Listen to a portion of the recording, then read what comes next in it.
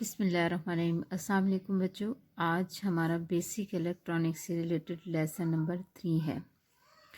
Lesson number 1 में हमने basic information के बारे में पढ़ा था कि फिज़िकल इलेक्ट्रॉनिक्स क्या होती है, एनालॉग डिजिटल इलेक्ट्रॉनिक्स के बारे में पढ़ा था, बेसिक ऑपरेशंस के बारे में पढ़ा था और लॉजिक गेट्स के बारे में पढ़ा था।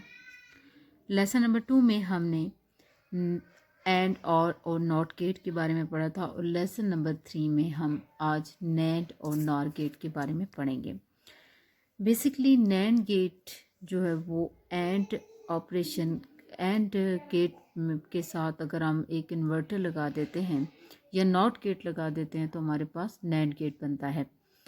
इसका बेसिक फंक्शन एंड गेट की इनपुट्स को इन्वर्ट कर देना है। ये इसकी सर्किट डायग्राम है। सर्किट डायग्राम में आपको नज़र आ रहा होगा कि ये साथ में अगर हम बबल लगा देते हैं तो इस बबल दो तरह से हम इसको बना सकते हैं। एक तो ये कि इसके आगे हम बबल लगा लेंगे या फिर उसके आगे हम नॉट गेट लगा देंगे।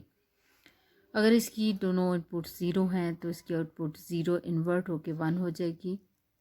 दूसरे में भी केस में भी ज़ीरो है तो इन्वर्ट होके 1 होगी, थर्ड में भी 1 होगी और फोर्थ में 1 है तो वो इन्वर्ट होके 0 होगी। सेम ऐसे ही सेम आपके पास नॉर गेट है।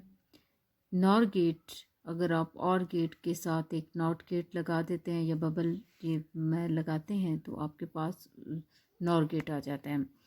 इसमें भी यही फंक्शन है कि ये भी इसके इनपुट को इन्वर्ट कर देगा। 0 0 है वो इसका आउटपुट 0 होगी तो उस आउटपुट को ये इन्वर्ट करके 1 कर देगा। 1 है तो आउटपुट को इन्वर्ट करके 0 कर देगा।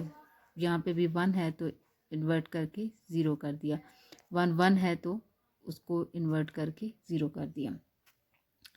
नैंड और नॉर गेट के फंक्शन में नॉट गेट इसकी आउटपुट को 1 है तो 0 कर देगा, 0 है तो उसको 1 कर देगा।